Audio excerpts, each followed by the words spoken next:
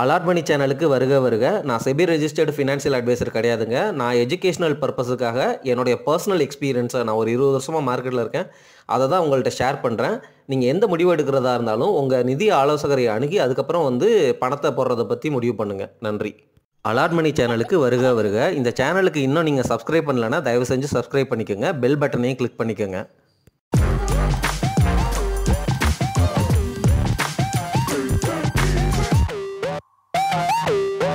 அனைவருக்கும் வணக்கம்.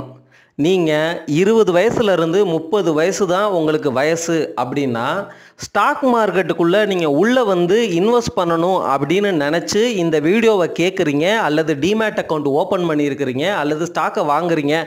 இந்த மாதிரி ஆக்டிவிட்டியில் ஈடுபடுற நபராக இருந்தால் ட்ரேடிங் பக்கமே போகலை. நான் லாங் டேர்ம் இன்வெஸ்ட்மெண்ட்டில் நிறையா காசை சம்பாரித்து வெல்த் கிரியேட் பண்ணி என்னுடைய கோலான ரிட்டையர்மெண்ட்டு, என்னுடைய கிட்டோடைய எஜுகேஷன், பேரண்ட்டோடைய மெடிக்கல் எக்ஸ்பென்ஸு, என்னுடைய ஃபேமிலி மெடிக்கல் எக்ஸ்பென்ஸு, என்னுடைய கார் வாங்குறதுக்கான சேவிங்ஸு, அல்லது ஃபாரின் ட்ரிப்பு போகிறதுக்கான காசு, இந்த மாதிரி பிளான் பண்ணி நான் எனக்கு வர்ற இன்கமில் ஒரு போர்ஷனை எடுத்து நான் நிஃப்டி நெக்ஸ்ட் 50ல் சிப் பண்ணுறேன். இண்டிவிஜுவலாக ப்ளூ சிப் கம்பெனிகளை நான் புரிஞ்சு வாங்குறேன். அதே சமயம் எனக்கு ஹெல்த் இன்சூரன்ஸ் இருக்குது, லைஃப் இன்சூரன்ஸ் இருக்குது, கோல்டு நான் வச்சுருக்கிறேன்.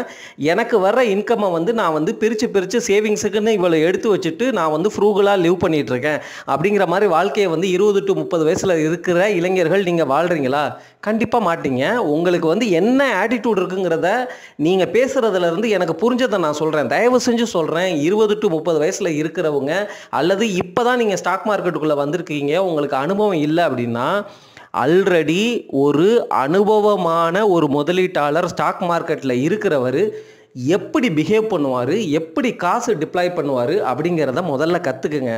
இது ஸ்டாக்கு பேரை சொல்லு, நான் வாங்குகிறேன், இது இவ்வளோ போகுமா, இவ்வளவு வாங்கிக்கலாமா, இவ்வளவு ரிட்டர்ன் வந்தால் விற்றுட்டு வெளில வந்துடுவாமா? கிடையாது. அந்த கேம் கிடையாது. திருப்பி நான் சொல்கிறேன், அந்த மாதிரி பண்ணிங்கன்னா நீங்கள் சூது தான் ஆடுறீங்க. நீங்கள் ஸ்டாக் மார்க்கெட்டிங் இன்வெஸ்டிங்க்கு உங்களுக்கு முக்கியமாக தெரிய வேண்டியது கற்க கசடற. அதாவது என்னென்னா, முதல்ல நீங்கள் காசு வச்சுருக்கிறீங்களா, சும்மா டெப்ட்டில் எஃப்டியில் கோல்டு பீஸில் வச்சுக்கோங்க. ஸ்டாக் மார்க்கெட்டுக்குள்ளே நீங்கள் காசையே டிப்ளாய் பண்ணாதீங்க. மார்க்கெட்டு 1 லட்சம் போனாலும் அப்போவும் உங்களுக்கு நல்ல ஸ்டாக்ஸ் நல்ல ப்ரைஸில் வாங்குறதுக்கு ஆப்பர்ச்சுனிட்டிஸ் கண்டிப்பாக கிடைக்கும். உங்கள் காசு எங்கேயுமே வீணடிக்கப்படவில்லை. ஆனால் உங்களுக்கு புரியாமல், நீங்கள் ரிஸ்க் எடுக்கிறது தெரியாமல், அந்த பிஸ்னஸ் என்ன பண்ணுறாங்க அப்படிங்கிறது புரியாமல், உங்களுக்கு புரியுதுங்களா? அதாவது இப்போ நான் ஒரு ஸ்டாக் வாங்குகிறேன் அப்படின்னா எனக்கு ஒரு ப்ரெடிக்ஷன் இருக்குது, ஒரு விஷன் இருக்குது. இந்த ஸ்டாக்கு இந்த மாதிரி குரோத்தை காட்டினா இந்த விலைக்கு போகலாம், இந்த கம்பெனி ப்ரொமோட்டர் ரொம்ப நல்லவர், இவங்க இவ்வளோ கேஷ் ஃப்ளோ வருது, அவங்களுக்கு கடன் இல்லை, இவங்க இந்த மாதிரி ப்ராடக்ட் அண்ட் சர்வீசஸை கொடுத்துட்ருக்குறாங்க. நானே மார்க்கெட்டில் பார்த்துருக்குறேன். நிறையா ஃபினான்ஷியல் எக்ஸ்பர்ட்ஸ் இந்த கம்பெனியை பற்றி பாசிட்டிவாக பேசுகிறாங்க. இந்த கம்பெனியோடைய ஆனுவல் ரிப்போர்ட்டை நான் படித்தேன். அந்த மேனேஜ்மெண்ட்டை பேசுகிறத கேட்டேன். ஸோ எனக்கு ஓரளவு கன்விக்ஷன் பில்ட் ஆகுது. இந்த ஸ்டாக்கை நான் அப்சர்வ் பண்ணுறேன் அப்படின்னு என்னுடைய வாட்ச் லிஸ்ட்டில் கொண்டு வர்றேன். அதுக்கப்புறம் கொஞ்சம் கொஞ்சமாக பொசிஷன் எடுக்கிறேன். அதில் ஒரு கன்விக்ஷன் ஒரு 5 வருஷம் கழித்து அதுக்கப்புறம் துணிஞ்சு நான் ரிஸ்க் எடுக்கிறேன். அந்த ரிஸ்க்கும் என்னுடைய டே டு டே லைஃபு பாதிக்காத அளவுக்கு நான் ரிஸ்க் எடுக்கிறேன். நான் என்ன சொல்ல வர்றேன்னு உங்களுக்கு கிளியராக புரிஞ்சிருக்கும். இது ஸ்டாக் பேரை சொல்லு, இவ்வளோ ப்ராஃபிட் போகுமா, இந்த ஸ்டாக்கெல்லாம் வாங்கி வச்சா இவ்வளவு நமக்கு கிடைக்குமா அப்படிங்கிற விஷயம் கிடையாது. உங்களுக்கு முதல்ல தேவையான விஷயம் ஸ்டாக் மார்க்கெட்டில் நாலேஜ், ஃபண்டமெண்டல் அனாலிசிஸ். தொடர்ந்து நான் சொல்லிட்டு வர்றது top level analysis, qualitative analysis, quantitative analysis. ஒரு ப்ரொமோட்டர் நல்லவரா? ஒன்றுமே இல்லைங்க. உங்கள் ஃப்ரெண்டு இருக்கிறோம், சரிங்களா? உங்கள் ஃப்ரெண்டுக்கு காசு கொடுக்குறீங்க. அந்த காசை எத்தனை ஃப்ரெண்டு திருப்பி கொடுப்பாங்க? அதுவும் நான் 1 மாதத்தில் கொடுக்குறேன்னு வாங்கிட்டு 1 மாதத்தில் திருப்பி கொடுப்பாங்களா? அல்லது 1 மாதத்தில் வாங்கிட்டு எந்த ஃப்ரெண்டாவது 1 மாதத்துக்கு முன்னாடி திருப்பி கொடுத்துற மாதிரி ஃப்ரெண்டு இருக்கிறாங்களா? இந்த மாதிரி ஒரு சாதாரண ஆங்கிளில் சிம்பிளாக நீங்கள் யோசித்தாலே நீங்கள் ஒரு பிஸ்னஸ் பண்ண ரெடியாகிறீங்க அப்படிங்கிறது தான் அர்த்தம். உங்களுக்கு புரியுதுங்களா? நீங்கள் ஸ்டாக் மார்க்கெட்டுக்குள்ளே வர்றீங்க அப்படின்னா, நான் சேலரிடு பர்சனாக இருக்க விரும்பலை, நான் பிஸ்னஸ் பண்ணணும். ஆனால் பிஸ்னஸ் பண்ணுற அளவுக்கு எனக்கு நேரம் இல்லை, கேபிட்டல் இல்லை, எனக்கு பிஸ்னஸ் பற்றி தெரியாது. அப்போது இன்வெஸ்டராக வர்றீங்க. இன்வெஸ்டராக வரும்பொழுது இன்னொருத்தர் பிஸ்னஸ் பண்ணுறாரு, அவர் கூட நீங்களும் பார்ட்னராக சேர்ந்துக்கிறீங்க. உங்ககிட்ட எவ்வளவு காசு இருக்கோ அந்த காசுக்கு வந்து அவருடைய கம்பெனியில் வந்து ஒரு குட்டியூண்டு யூனிட்டை வாங்கிட்டு அவர் கூட பார்ட்னராக சேர்ந்துக்கிறீங்க. அப்போது ஒருத்தர் கூட நீங்கள் பார்ட்னராக சேர்ந்து அவரை நம்பி நீங்கள் காசு கொடுக்குறீங்க அப்படின்னா அவர் நல்லவரா நாணயமானவரா, அவருக்கு கீழே வந்து என்ன மாதிரி மேனேஜ்மெண்ட்டை வந்து ரெக்ரூட் பண்ணி வச்சுருக்கிறாரு, அவருடைய டேட்டாவெல்லாம் என்ன, காசு எவ்வளோ வச்சுருக்குறாங்க, எவ்வளோ அசட் இருக்குது, இதெல்லாம் பார்க்கணும் தானே. இது எல்லாத்தையுமே நான் ஆல்ரெடி போட்டுட்டேங்க. நம்ம சேனலில் வீடியோ போட்டுட்டேன், பல வீடியோக்கள் போட்டுட்டேன். தயவு செஞ்சு பாருங்கள். நம்ம சேனலில் யாருமே சொல்லாத ஒரு அற்புதமான விஷயம் தான் வந்து ஃபண்டமெண்டல் அனாலிசிஸில் நான் ஃபஸ்ட்டு பேசின விஷயம். கேஷ் ஃப்ளோ ஃப்ரம் ஆப்பரேஷன்ஸ் அப்படிங்கிற விஷயத்தை நான் வந்து பேசி இன்சிஸ்ட் பண்ணி லைவில் வந்தவங்களுக்கும் எப்படி வந்து ஒரு ஸ்டாக்கை நான் அனலைஸ் பண்ணுறேன் அப்படிங்கிறத பற்றி பேசும் பொழுது என்னுடைய அந்த பழைய சப்ஸ்கிரைபர் ஸ்டார்டிங்கிலேருந்து இருக்கிறவங்களுக்கு தெரியும் நான் வந்து கேஷ் ஃப்ளோ ஃப்ரம் ஆப்ரேஷன்ஸுக்கு ஏன் இம்பார்ட்டன்ஸ் கொடுக்குறேன் அப்படிங்கிறத பற்றி பல டைமென்ஷன்ஸில் வந்து பேசிட்டேன். நீங்கள் புதுசாக வர்றீங்க அப்படின்னா தயவு செஞ்சு பழைய வீடியோஸை கொஞ்சம் தயவு செஞ்சு பாருங்கள். எனக்கு வந்து அது பழசாக தெரியுது. அதையே வந்து நான் திருப்பி பேசுகிறதுக்கு வந்து எனக்கு உடன்பாடு இல்லை. ஏன்னா வந்து நானும் வந்து புதுசாக லேர்ன் பண்ணணும். புதுசாக ரொம்ப வருஷமாக இருக்கிற ரொம்ப நாளாக இருக்கிற அந்த சப்ஸ்கிரைபர்ஸுக்கும் நான் வந்து புது விஷயங்களை கொண்டு வந்து கொடுக்கணும். நான் என்ன சொல்ல வருகிறேன் என்றால், ஜென்சால் இன்ஜினியரிங் அப்படிங்கிற கம்பெனியை பற்றி இப்போ எல்லாரும் பேசிகிட்டு இருக்கிறீங்க. கரெக்டாக எல்லாருமே பேசுகிறாங்க. ஆனால் நம்மளுடைய சேனலை ஃபாலோ பண்ணுற ஒரு ஃபண்டமெண்டல் அனாலிசிஸை அந்த வீடியோவை பார்த்தவராக இருந்திருந்தால் இந்த கம்பெனி வந்து, அதாவது ஜென்சால் இன்ஜினியரிங்கிற கம்பெனி ROE சூப்பராக இருக்குது, ROCE செம்மையாக இருக்குது, கம்பெனி சேல்ஸ் பயங்கரமாக க்ரோ ஆகுது, ஆப்ரேட்டிங் ப்ராஃபிட் மார்ஜினு சூப்பராக இருக்குது, EPS நல்லா இருக்குது. ஆனால் இது எல்லாமே பேசுன நம்ம அந்த கம்பெனிக்கு கேஷ் ஃப்ளோ இல்லைன்னா நீங்கள் தயவு செஞ்சு கேஷ் ஃப்ளோ ஃப்ரம் ஆப்ரேஷன்ஸை பாருங்கள். இந்த ஏர்னிங்ஸ் எல்லாமே வந்து மேனிப்புலேட் பண்ணலாம் அப்படின்னு நான் சொல்லியிருக்கிறேன். அதே போல் திரும்பி திரும்பி சொல்கிறது, இந்த ஸ்மால் கேப் கம்பெனிகள், மார்க்கெட் கேப் கம்மியாக இருக்கிற கம்பெனிகள் பக்கம் போகாதீங்க. 10,000 மார்க்கெட் கேப்பாவது மினிமம் வச்சுக்கிற மாதிரி பார்த்துக்கங்க அப்படின்னு சொல்லியிருக்கிறேன். ரெண்டாவது கிடையாது, மூணாவது. ஒன்று கேஷ் ஃப்ளோ ஃப்ரம் ஆப்ரேஷன்ஸ், ரெண்டாவது வந்து மார்க்கெட் கேப்பில் வந்து ஸ்மால் கேப் கம்பெனிகள் 10,000 கோடி கூட இல்லைன்னா நீங்கள் அந்த கம்பெனியை வந்து எடுக்காதீங்க. மூணாவது, அந்த கம்பெனியை பற்றி தெரியுமா, அந்த கம்பெனி எங்கெங்கெல்லாம் இருக்குன்னு தெரியுமா, எவ்வளோ பிரான்ச் வச்சுருக்கிறாங்க, என்ன ப்ராடக்ட், என்ன சர்வீசஸ் கொடுக்குறாங்க, அந்த கம்பெனியை யார் வந்து ஃபவுண்ட் பண்ணாங்க, அந்த ஃபவுண்டர் மேலே ஏதாவது ஸ்கேம் இருக்கா, கேஸ் இருக்கா, கூகுளில் சர்ச் பண்ணுங்கள், அந்த ஃபவுண்டர் பேசுகிறத கேளுங்க, விக்கிபீடியாவில் சர்ச் பண்ணுங்கள். இப்படியெல்லாம் வந்து நான் தொடர்ந்து சொல்லிட்டேன். டாப் லெவல் அனாலிசிஸுக்கு எவ்வளவு இம்பார்ட்டன்ஸ் கொடுக்கணுமோ அவ்வளவு கொடுங்கன்னு வந்து சொல்லிட்டேன்.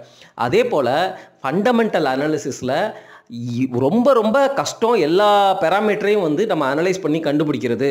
அதனால் நம்ம இதுவரைக்கும் பேசின விஷயங்கள் சரிங்களா, இந்த ROCE, ROE, operating profit margin, கடன் எவ்வளோ இருக்குது, டெப்ட் ஈக்விட்டி ரேஷியோ, இந்த மாதிரி பல ரேஷியோஸை பற்றியும் பல இண்டிகேட்டர்ஸ் பேராமீட்டர்ஸை பற்றியும் நம்ம பேசியிருக்கிறோம். அதுலேயுமே லைவ் வர்றவங்கள்ட்டெல்லாம் நான் வந்து தொடர்ந்து சொல்கிறது என்னென்னா, ஒரு ஸ்டாக்கு இந்த மாதிரி வந்து ஃப்ளாப்பான ஸ்டாக்காக இருந்தால் உங்களால் வந்து நம்ம இதுவரைக்கும் பேசுன இந்த விஷயத்தில் டார்ச் அடிச்சு பாருங்கள், ஃபோக்கஸ் பண்ணி பாருங்கள், டார்ச் அடிச்சு பாருங்கள். ஏதாவது ஒரு பேராமீட்டர் வந்து உங்களுக்கு வந்து சொல்லும், சிம்டம் சொல்லும், இந்த ஸ்டாக்கு நல்ல ஸ்டாக்கா நல்ல ஸ்டாக் இல்லையான்னு. இந்த ஜென்சால் இன்ஜினியரிங்க்கு நீங்கள் கேஷ் ஃப்ளோ ஃப்ரம் ஆப்ரேஷன்ஸ் அப்படிங்கிற ஒரு பேராமீட்டரை பார்த்துருந்தாலே அது நெகட்டிவாக இருந்திருக்கும். ஏர்னிங்ஸ் எல்லாம் சூப்பராக இருக்கே, எல்லாமே இப்படி சூப்பராக இருக்கேன்னு பார்த்துட்டு கேஷ் ஃப்ளோ நெகட்டிவாக இருந்தோடனே நீங்கள் வந்து ஒதுங்கியிருப்பீங்க. கரெக்டுங்களா? கேஷ் ஃப்ளோ ஃப்ரம் ஆப்ரேஷன்ஸுக்கு நான் எவ்வளோ இம்பார்ட்டன்ஸ் கொடுத்து எவ்வளோ ஃபண்டமெண்டல் அனாலிசிஸ் வீடியோ போட்டிருக்கேன் அப்படிங்கிறத நீங்கள் போய் பாருங்கள். FMCG கம்பெனியில் அந்த கேஷ் ஃப்ளோ ஃப்ரம் ஆப்ரேஷன்ஸ், அதில் வந்து ஃப்ரீ கேஷ் ஃப்ளோ வந்து எவ்வளோ, எபிட்டாலேருந்து இந்த கேஷ் ஃப்ளோ ஃப்ரம் ஆப்ரேஷன்ஸ் எத்தனை பர்சன்டேஜ், அதை FD கூட கம்பேர் பண்ணியெல்லாம் நான் பேசியிருக்கிறேன் நண்பர்களே. இப்போது இந்த ஜென்சால் இன்ஜினியரிங்கில் கேஷ் ஃப்ளோ ஃப்ரம் ஆப்ரேஷன்ஸ் அப்படிங்கிற ஒரு பாட்டம் லெவல் அனாலிசிஸில் நெகட்டிவ் கேஷ் ஃப்ளோ அப்படின்னு உங்கள் பார்த்துட்டு நம்ம சப்ஸ்கிரைபர் எல்லாமே ஒதுங்கியிருப்பாங்க. டாப் லெவல் அனாலிசிஸில் இந்த ப்ரொமோட்டரை பற்றி தெரியாது, மார்க்கெட் கேப்பில் இது ஸ்மால் கேப்பு, ரிஸ்க் ஜாஸ்தி அப்படின்னு தெரிஞ்சிருந்தால் நம்ம சப்ஸ்கிரைபர்ஸ் ஒதுங்கியிருப்பீங்க. சரிங்களா? அது மட்டும் இல்லாமல் இந்த கம்பெனியில் வந்து நீங்கள், அதாவது என்னென்னா, இந்த டெப்ட் டு ஈக்விட்டி அப்படிங்கிறது 2.33% இருக்குது. ஆனால் டோட்டல் டெப்ட் அசட் டு அந்த டெப்ட் ரேஷியோ அப்படிங்கிற அந்த total dept to total asset ratio வந்து 4.5 அப்படிங்கிற மாதிரி இருக்குது. அதாவது என்னென்னா, உங்கள்கிட்ட 100 ரூபா இருக்குது, ஆனால் 450 ரூபா கடன் இருக்குது. இந்த மாதிரி கம்பெனிகளெல்லாம் விட்டுட்டு நம்ம ஒதுங்கிடணும். அதாவது முடிஞ்சதுக்கப்புறம் நம்ம பேசுகிறோம். நீங்கள் லைவில் என்கிட்ட கேட்குற கம்பெனிகள் எல்லாமே வந்து இந்த மாதிரி கம்பெனிகளாக தான் இருக்குது. நான் சொல்ல வர்ற விஷயம் உங்களுக்கு புரியுதுங்களா? டேட்டா எப்படி வேணாலும் கொடுக்கலாம், இது இந்தியா. சரிங்களா? டேட்டா வந்து எப்படி வேணாலும் இருக்கும். ஆனால் அந்த டேட்டாவிலையுமே அதனுடைய புரிதல் இருக்கும் பொழுது அங்கங்கே டார்ச் லைட்டை அடிக்கும் பொழுது ஏதாவது ஒரு இண்டிகேட்டர் தான் உங்களுக்கு சொல்லும் இந்த கம்பெனியில் ஏதோ ஒரு பிரச்சனை இருக்குன்னு. ஏன்னா நீங்கள் இதெல்லாம் பார்க்குறீங்கன்னு தெரிஞ்சு தான் வந்து அவன் அதுக்கேற்ற மாதிரி டேட்டாவை ப்ரிப்பேர் பண்ணுறான். அதே மாதிரி தான் ஆனுவல் ரிப்போர்ட்டும், ஒரு நல்ல கம்பெனியோடைய ஆனுவல் ரிப்போர்ட்டும் ஒரு ஜங்கு கம்பெனியோடைய ஆனுவல் ரிப்போர்ட்டும் பார்த்தீங்கன்னா, ஜங்கு கம்பெனியோடைய ஆனுவல் ரிப்போர்ட்டும் ரொம்ப சூப்பராக இருக்கும், ரொம்ப கலர்ஃபுல்லாக ஃப்ளாஷியாக ஏகப்பட்ட விஷயங்களை போட்டிருப்பாங்க.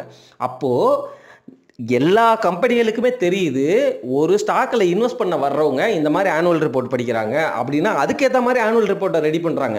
ஒரு டேட்டாவை வந்து பார்க்குறாங்க, அதுக்கேற்ற மாதிரி டேட்டாவை வந்து ரெடி பண்ணுறாங்க.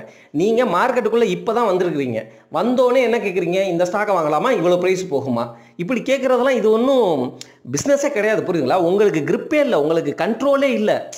நான் திரும்பி சொல்கிறது வந்து என்னென்னா, நாலேஜை வளர்த்துக்கங்க, அதை புரிஞ்சுக்கங்க. உங்களுக்கு இன்னமும் டைம் இருக்குது. ஒரு 50 வயசு 60 வயசு ஆள் மாதிரி தயவு செஞ்சு திங்க் பண்ணுங்க. சரிங்களா? எடுத்தோடனே வந்து காசு சம்பாதிக்கணும்னு பார்க்காதீங்க. முயல் ஆமை அந்த கதையில் வந்து என்னதான் முயல் வேகமாக ஓடுற மாதிரி இருந்தாலும் ஆமை தான் வந்து ஸ்லோ அண்ட் ஸ்டெடியாக வரும், அப்படியே நடந்து வரும். ஆமையோட வயசு 100 வருஷத்துக்கு மேலே. புரியுதுங்களா? முயலோடைய வயசு அவ்வளோ இருக்குமா? அவ்வளோ நாள் வாழ முடியுமா அந்த முயல்னால்? கிடையவே கிடையாது. ஸோ நான் என்ன சொல்ல வருகிறேன் என்னன்னா, தயவு செஞ்சு கற்றுக்குங்க, புரிஞ்சுக்குங்க. நானும் அதை தான் பண்ணுறேன். எனக்கு எல்லாமே தெரியுமா, நீ கற்றுக்கிட்டியா அப்படின்னு என்னை வந்து தயவு செஞ்சு கேட்காதீங்க. நான் பேசுகிறது வந்து ஒரு மாதிரி இருக்கலாம், but the point is this. எனக்கும் தான் சேர்த்து சொல்கிறேன். நம்ம கற்றுக்கணும், புரிஞ்சுக்கணும், குவாலிட்டி சர்க்கிள்குள்ளே விளையாடணும், நல்ல ப்ரொமோட்டரானு தெரிஞ்சுக்கணும். இது வரைக்கும் ஏகப்பட்ட நேம்ஸை நான் வந்து உங்கள்கிட்ட சொல்லிட்டேன். டாடா கம்பெனிஸ் எல்லாம் நம்பி வாங்கலாம். அதே போல் வந்து பேங்க்ஸில் வந்து HDFC பேங்க்கு, கோட்டக் மஹேந்திரா பேங்க்கு, ICICI பேங்க்கு, இந்த பேங்க்ஸை வந்து நம்பி வாங்கலாம். HUL, ITC கண்டிப்பாக நம்பி வாங்கலாம். இன்ஃபோசிஸ், விப்ரோ, அதுக்கப்புறம் வந்து டெக் மஹேந்திரா, HCL நல்லா நம்பி வாங்கலாம். ஆட்டோமொபைல் அப்படின்னா வந்து உங்களுக்கு Bajaj auto, Eicher motor, Hero motor corp, இந்த மாதிரி வாங்கலாம். இதுலேயுமே ஃபெயிலியர் வரும். ஆனால் இது எல்லாத்தையுமே வந்து நீங்கள் பெருசாக ரிசர்ச் பண்ணணும்னு அவசியம் கிடையாது. இந்த ஸ்டாக்கே உங்களுக்கு இந்த அரிய வாய்ப்பை வந்து 20 PE அப்படிங்கிற ரேஞ்சில் வந்து இப்போ கொடுத்துட்ருக்கு. இது ஒரு பொற்காலமான ஒரு வாய்ப்பு அப்படின்னு நான் தொடர்ந்து பேசிக்கிட்டே வர்றேன்.